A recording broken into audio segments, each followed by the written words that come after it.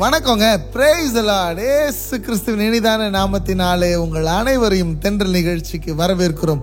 கடந்த சில வாரங்களாகவே சிலுவையை குறித்ததான தியானத்திலே நாம் இருக்கிறோம். பியூட்டிஃபுல்லா ஆண்டவர் நிறைய காரியங்களை அவர் முன்மொழிந்த 7 வார்த்தைகளை கொண்டு நமக்கு கற்றுக் கொடுத்து கொண்டிருக்கிறார். அந்த வகையில் இன்றைக்கு 5வது வார்த்தையை குறித்து நாம் தியானிக்க போகிறோம். கர்த்தர் நல்லவராகவே இருக்கிறார். அவர் சிலுவையிலே பேசின 5வது வார்த்தை. ஆமென். ஆண்டவர் பேசின 5வது வார்த்தை தாகமாயிருக்கிறேன்.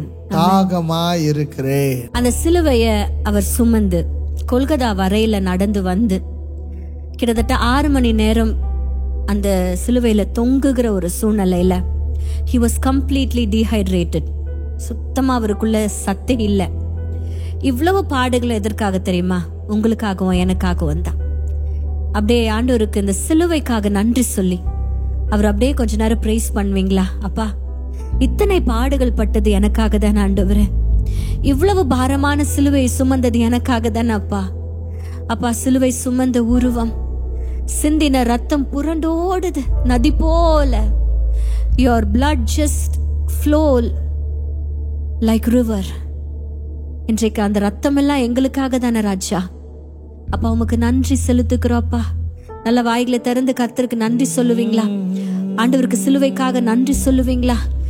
நமக்காக கொடுத்த ஜீவனுக்காக நன்றி நன்றி நன்றி. ஜீவனை தந்தீரே நன்றி. பாடுகளை சுமந்தீரே நன்றி. நன்றி செலுத்துகிறோம். சிலுவை சுமந்த உருவம்,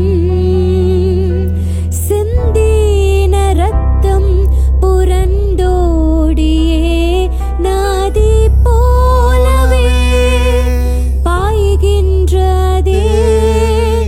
நம்பி இயேசுவண்டை வா, நம்பி இயேசுவண்டை வா. சிலுவை சுமந்த உருவம், சிந்தின ரத்தம் புரண்டோடியே நதி போலவே பாய்கின்றதே. நம்பி இயேசுவண்டை வா, நம்பி இயேசுவண்டை வா, நம்பி இயேசுவண்டை வா. சிலுவை சுமந்த உருவமாய் அவருடைய ரத்தம் எல்லாம் நதி போல புரண்டோடுகிற ஒரு சூழ்நிலையில ரத்தம் தண்ணி போல போயிடுச்சு. ஆனா ஆண்டவர் சொல்றாரு, தாகமா இருக்கிறேன். இன்றைக்கு ஒரு நிமிஷம் அவர் அடைந்த வேதனைகளை நினைச்சு பார்த்து, அப்பா, இத்தனை பாடுகளும் எனக்காக தான் ஆண்டவரே. இசப்பா, நம்பி உன் மண்டையில நான் வந்து சேருகிறேன்ப்பா. சிலுவை நிழலில் நான் வந்து அடைகிறேன் ஆண்டவரேன்னு சொல்லுவீங்களா? there is only one thing that we can do. இவ்வளவு செய்த ஆண்டவராக இயேசு கிறிஸ்துவுக்கு நம்மளால ஒன்று செய்ய முடியும். என்ன தெரியுமா? to give your life completely to him. முழுவதுமாய் அவருடைய சிலுவையின் கீழே வந்து தஞ்சம் அடைவதுதான் நம்ம செய்யற ஒரு பெரிய ஒரு என்ன சொல்றது, அர்ப்பணிப்பா இருக்கும். நீ ஆண்டவரை பார்த்து சொல்வீங்களா, அப்பா, நம்பி உன் மண்டையில நான் வருகிறேன் ஆண்டவரே, நம்பி உன் மண்டை வருகிற ஆண்டவரே. கொஞ்சம் அப்படியே பிக்சரைஸ் பண்ணுங்களேன். நாங்க பாடும் பொழுதே சிலுவை அவர் சுமந்து கொண்டு வருகிறார். அவர் காயங்களை சுமந்து கொண்டு வருகிறார். அவர் சரீரத்திலே துணி இல்லாம வெயிலிலே அவர் சுமந்து கொண்டு வருகிறார். கால்கள் எல்லாம் அவருடைய ரத்தம் ஊற்றி கொண்டு இருக்கிறது. தலையில முள்முடியை சுமந்து கொண்டு வருகிறார். அவரால் தூக்க கூட முடியல. சரீரத்துல தெம்பே இல்லை. கம்ப்ளீட்டா worn அவுட்டா இருக்கிறார்.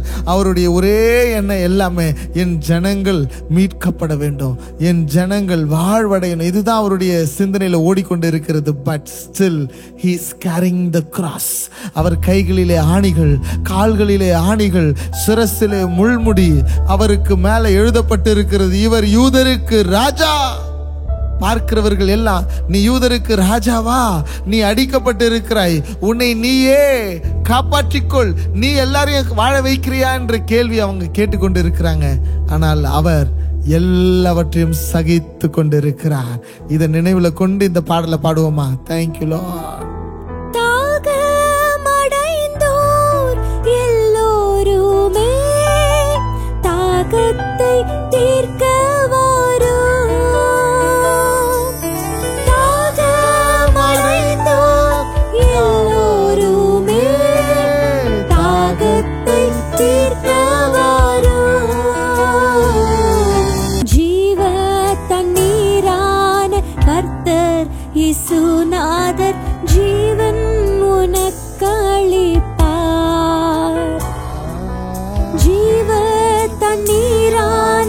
கர்த்தர் இயேசுநாதர் ஜீவன் உனக்களிப்பார்.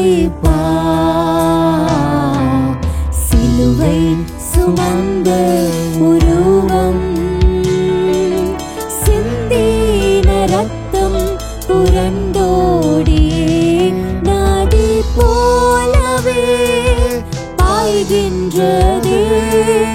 நம்பி இயேசு வந்தை வா, நம்பி இயேசு வந்தை வா.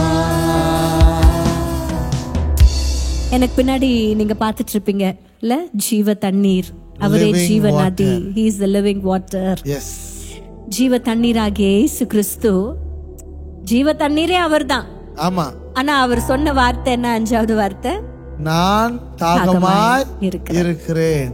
கொஞ்ச நாளைக்கு முன்னாடி ஆண்டவர் சமாரிய ஸ்திரியை பார்த்து அவர் கேட்ட வார்த்தை, எனக்கு தாகத்துக்கு தா.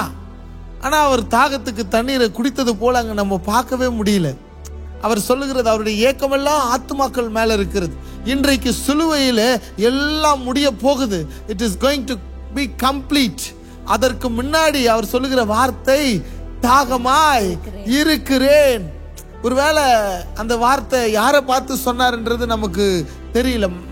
ஒருவேளை ஜனங்களை பார்த்து சொன்னாரா, இல்ல சீஷர்களை பார்த்து சொன்னாரா, இல்ல ஆண்டவரை பார்த்து, தகப்பனை பார்த்து சொன்னாரா என்று நமக்கு தெரியல. ஒவ்வொருவர் ஒவ்வொரு புரிதல்ல சொல்றாங்க. அவர் நிச்சயமாக அவருக்கு தாகம் இருந்திருக்கும், மாற்று கருத்தே கிடையாது. 100% he is completely dehydrated. அவருடைய ரத்தம் எல்லாம் வெளியே வந்துருச்சு, கடைசி சொட்டு நீர் கூட வெளியே வந்துருச்சு, சுத்தமா தண்ணியே இல்லை அவர்கிட்ட. கண்டிப்பா தாகமா இருந்திருக்கும். ஆனால் அவர்களோ தாகத்துக்கு கொடுத்தது என்ன தெரியுமா? காடிய கொடுத்தாங்க. காடிய கொடுத்தாங்க, கசப்பு கலந்த காடிய கொடுத்தாங்க. ஒரு சில இடத்துல அவர் ஏற்றுக்கொண்டாருன்னு இருக்குது, ஒரு சில காஸ்பல்ல. இன்னொரு இடத்துல அவர் குடிக்கலன்னு இருக்கு. இந்த தாகமா இருக்கிறேன் அப்படிங்கிற இந்த ஒரு வார்த்தை வெவ்வேறு கோணங்களில் நீங்க கேட்டிருப்பீங்க ஏற்கனவே. ஆண்டவர் வந்து இன்றைக்கு ஒரு வேற விதமான ஒரு பெர்ஸ்பெக்டிவ்ல இருந்து, அதான் from the point, from the eyes of Jesus, அவருடைய பெர்ஸ்பெக்டிவ்ல இருந்து நம்ம வேற ஒரு ஆங்கிள் இருந்து பார்ப்போம் என்றால் எப்படி பார்க்கிறோம் அப்படின்னா, ஆண்டவர் வந்து தாகமா இருக்கிற அப்படின்னு சொல்றார். இந்த தாகம் அப்படின்னு சொன்ன உடனே சங்கீதம் 42:1 ஒரு பியூட்டிஃபுல்லான வசனம் இருக்கு. மான்கள் நீரோடையை வாஞ்சித்து கதறுமா போல என் ஆத்துமா உம்மையே வாஞ்சித்து கதறுகிறது. ஆமா, ஒரு பியூட்டிஃபுல்லான சாங்ல பாடலாமா? தஞ்சமே நீர், அடைக்கலம் நீர், கோட்டையும் நீர், என்றும் காப்பீர். தஞ்சமே நீர், அடைக்கலம் நீர், கோட்டையும் நீர், என்றும் காப்பீர். மான்கள் நீரோடை வாஞ்சித்து கதறும் போல் தேவனே, இந்த ஆத்துமா உம்மையே வாஞ்சித்து கதறுமே. மான்கள் நீரோடை வாஞ்சித்து கதறும் போல் தேவனே, எங்கள் ஆத்துமா உம்மையே வாஞ்சித்து கதறுமே. தேவன் மேல் ஆத்துமாவே தாகமாயிருக்கிறதே, தேவன் மேல் ஆத்துமாவே தாகமாயிருக்கிறதே. தேவனின் சந்நிதியில் நின்றிட ஆத்துமா வாஞ்சிக்குதே, தேவனின் சந்நிதியில் நின்றிட ஆத்துமா வாஞ்சிக்குதே. தஞ்சமே நீர், அடைக்கலம் நீர், கோட்டையும் நீர், என்றும் காப்பீர். தஞ்சமே நீர், அடைக்கலம் நீர், கோட்டையும் நீர், என்றும் காப்பீர். ஹல்லேலூயா. அவரு தஞ்சம், அடைக்கலம், கோட்டை. எஸ். மான்கள் நீரோடையை ஏன் வாஞ்சித்து கதறுதுன்னா, அதோடைய தாகத்தை தீர்க்கிற தூய்மையான ஒரு நிறைவான தண்ணீர் எங்க இருக்குதுன்னா அந்த நீரோடையில தான் இருக்கு. அதுலதான் அப்படியே ஜீவனுள்ள தண்ணீர், ஒரு மாதிரி அழுக்கில்லாத, ஒரு மாதிரி கிளீனா சூப்பரான தண்ணீர், ஜீவ நதியிலிருந்து ஓடுகிறது போல அந்த ஓடையில ஓடி வரும். அந்த மான்கள் தாகத்திற்கு நீரோடைய வாஞ்சித்து கதறுகிறது. இது நீங்க பிக்சர் பண்ணும்பொழுது ஒரு விஷயம் நல்லா நீங்க பிக்சரைஸ் பண்ணலாம். என்னன்னா, அதுக்கு கதறுது அப்படின்னா என்ன அர்த்தம்?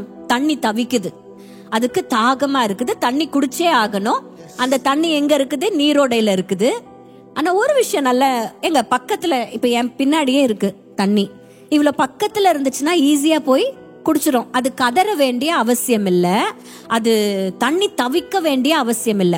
ஒன்லி அந்த தாகத்திற்கும் அந்த தண்ணீருக்கும் இடையில இருக்கிற டிஸ்டன்ஸ் ஜாஸ்தியா இருந்தாதான் அந்த தவிப்பு ஏற்படும். கரெக்டா?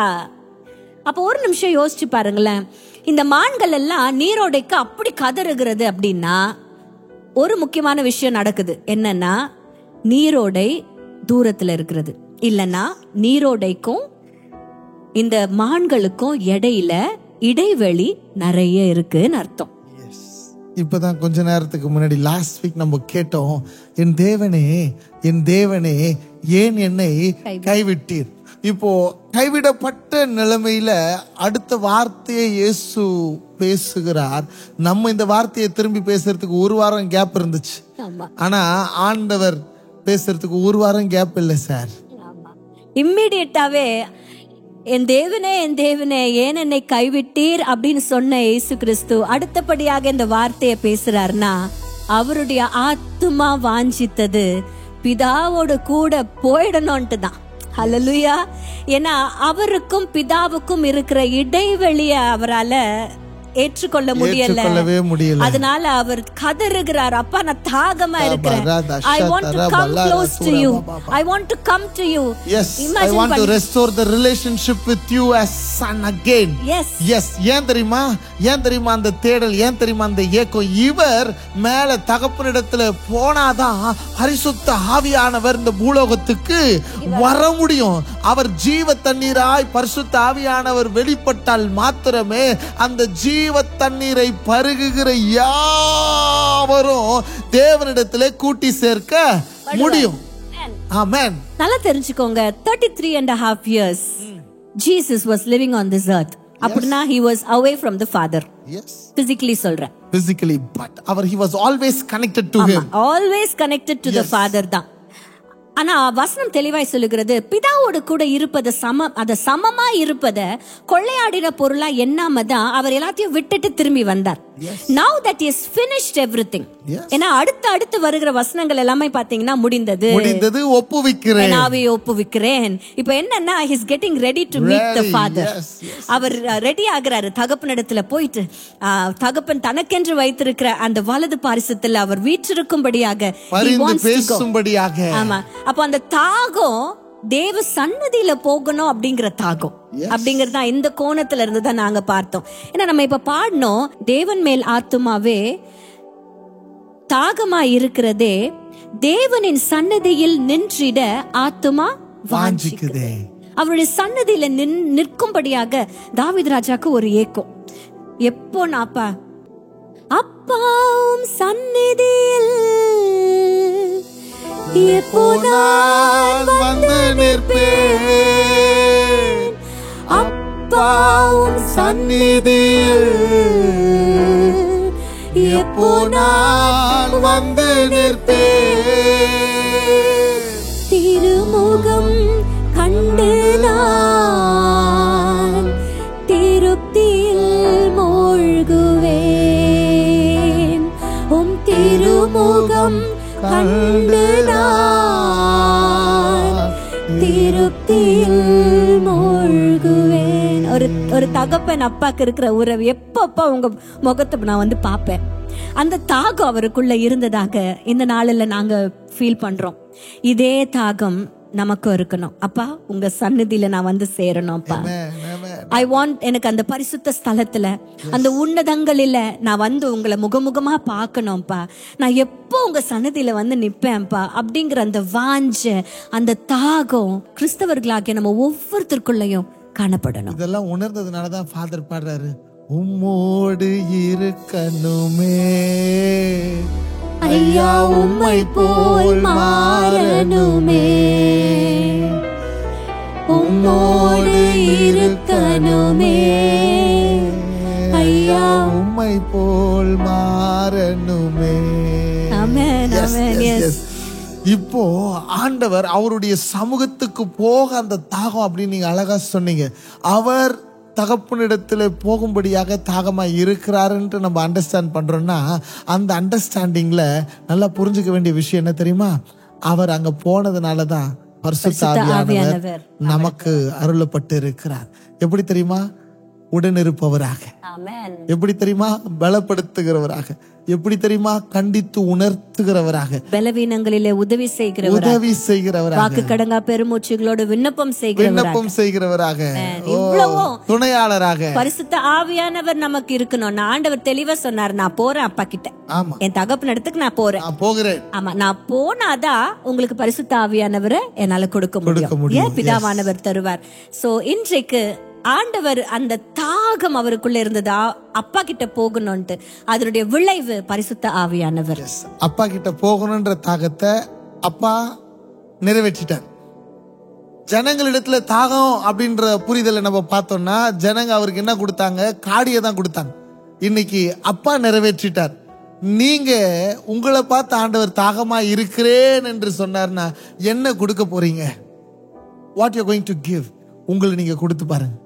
உங்களை நீங்க கொடுத்தீங்கன்னா உங்களுக்கு ஆவியானவர் இருக்கிறார், உங்களை பலப்படுத்துவதற்கு, உங்களை மீண்டும் உருவாக்குவதற்கு, மீண்டும் உபயோகம் உள்ள கனமுள்ள பாத்திரமாக மாற்றும்படியாக அவர் ஆயத்தமாக இருக்கிறார். ஏன்னா அவர் வேலை முடிந்தது. அவர் வந்து செய்த வேலை முடிஞ்சிருச்சு. அது முடிக்க போதனால தான் அவர் தாகமா இருக்கிறேன்னு சொல்றார். ஏன்னா இட் இஸ் ஓவர். அது கூட வாக்கியம் நிறைவேறத்தக்கதாய் என்று வசனம் சொல்லுகிறது. வாக்கியம் நிறைவேறத்தக்கதாய் தாகமா இருக்கிறேன் என்று இயேசு பேசினார். எஸ், இன்னைக்கு நீங்க அவருடைய தாகத்துக்கு என்ன கொடுக்க போறீங்க? பிதா அவருடைய தாகத்தை நிறைவேற்றும்படி அவர் இடத்துல எடுத்துக்கொண்டார். எஸ், இன்னைக்கு அவர் நம்மோடு கூட அசைவாடுகிறவராக பரிசுத்த ஆவியானவர் அனுப்பி இருக்கிறார். இன்னைக்கு எந்த தாகத்தை தீர்க்கிறதுக்கு நீங்க என்ன செய்ய போறீங்க?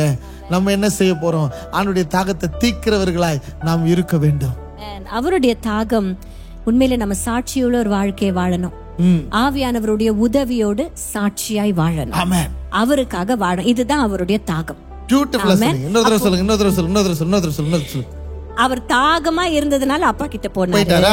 அப்பா கிட்ட போனதுனால ஆவியானவர் ஆவியானவர் வந்ததுனால புது பலன், உன்னத பலன். எதுக்காக? சாட்சியாய் வாழ்வதற்காக. அப்போ ஆண்டவருடைய தாகம் is related to our life of testimony. நாம் வாழுகிற சாட்சியுள்ள வாழ்க்கை தான் உண்மையிலேயே ஆண்டவருடைய தாகத்தை தீர்க்கும். அவன் இன்னைக்கு நீங்க ஆயத்தமா இருக்கீங்களா? இந்த சாட்சியுள்ள வாழ்க்கையை வாழ்வதற்கு, அவருக்காகவே ஒரு வாழ்க்கை வாழ்வதற்காக ஆயத்தமா இருக்கீங்களா? அந்த நீங்க வாழற அந்த சாட்சியுள்ள வாழ்க்கை நம்மள எங்க தெரியுமா கொண்டு போகும்? ஆண்டவரிடத்துல, தகப்பனிடத்துல, அவருடைய சந்நிதியில, அவருடைய சமூகத்திலே நம்மை சேர்க்கும். அந்த பியூட்டிஃபுல்லான அந்த தருணத்துக்காக நான் காத்துக்கிட்டு இருக்கிறேன். ஒருவேளை அநேக பேர் அநேக விதமாக சொல்றாங்க. என்னோட ஒரே ஆசை தான், அவருடைய சமூகத்தில் அவரோடு கூட நான் இருக்கணும். அதுதான் என்னுடைய வாஞ்சையா இருக்கு. அங்க அநேக பேர் அதே வாஞ்சையோடு கூட கொண்டு செல்லணும் தான் என்னுடைய ஆசையா இருக்கிறது. பரிசுத்தமுள்ள சாட்சியுள்ள ஒரு வாழ்க்கை வாழ்வதற்காக யூ ஆர் கால்ட். இதற்காகவே சிலுவையை அவர் சுமந்தார். இதற்காகவே காயங்களை அவர் ஏற்றுக்கொண்டார்.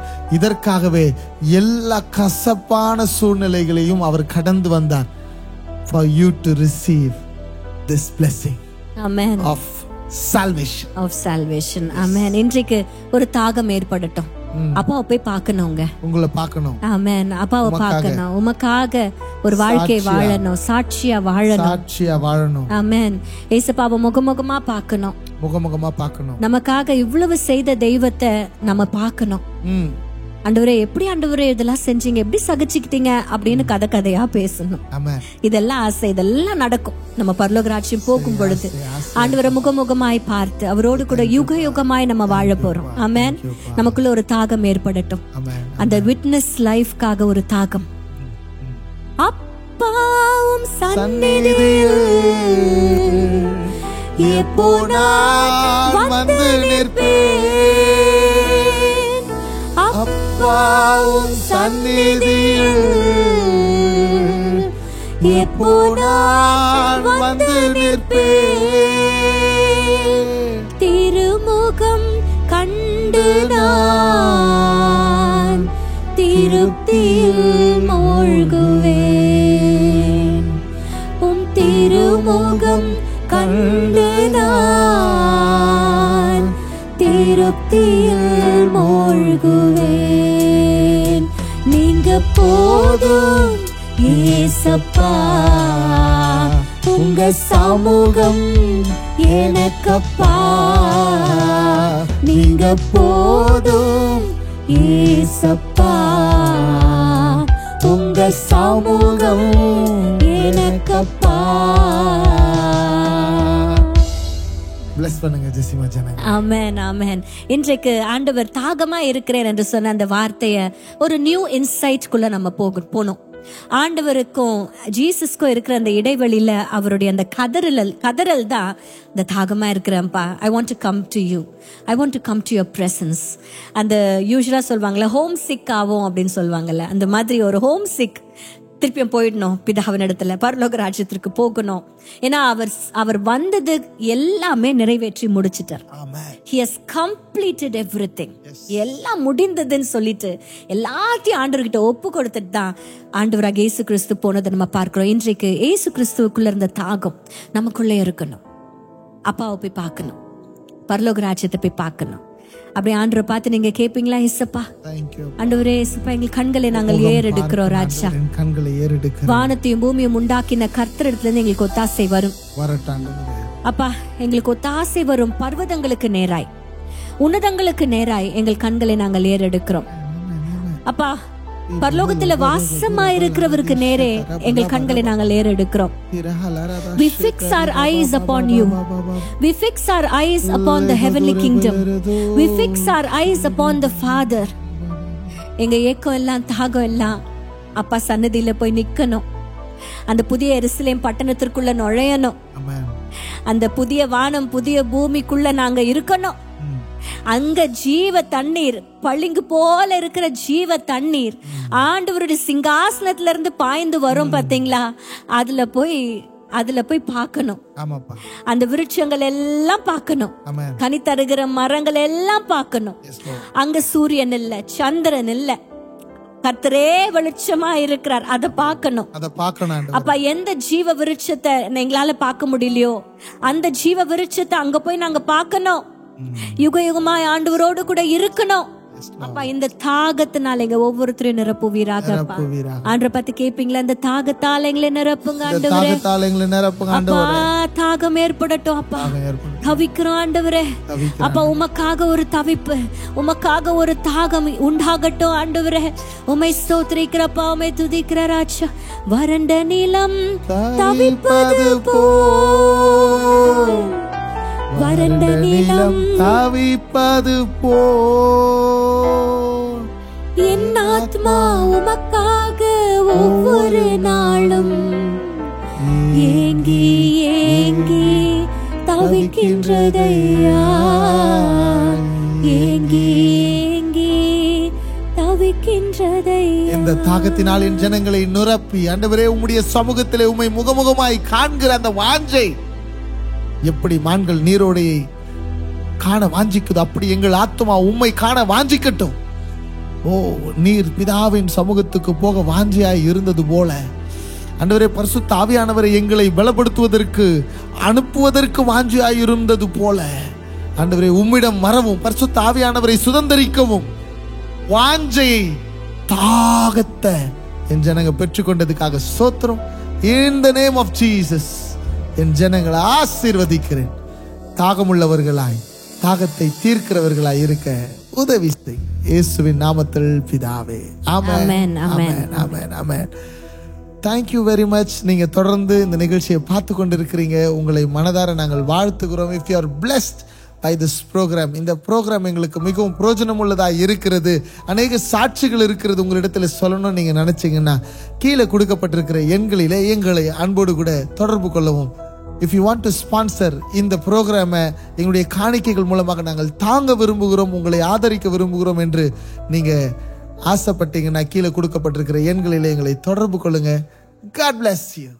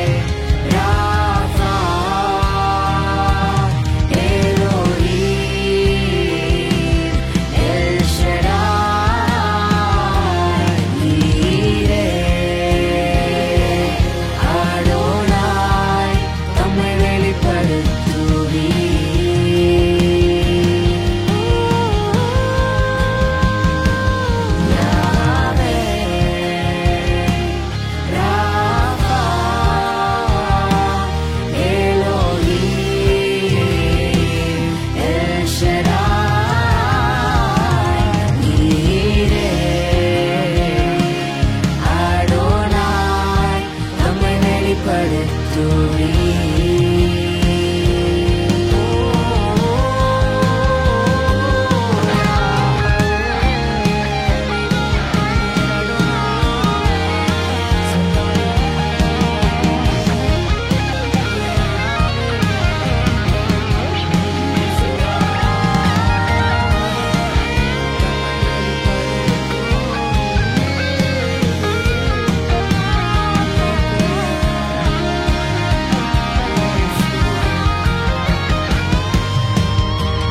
மகா பரிசுத்த ஸ்தலத்தினில் கேருபீன்கள் மத்தியில் கிருபாசன மீதினில் இறங்கி வந்தீர்.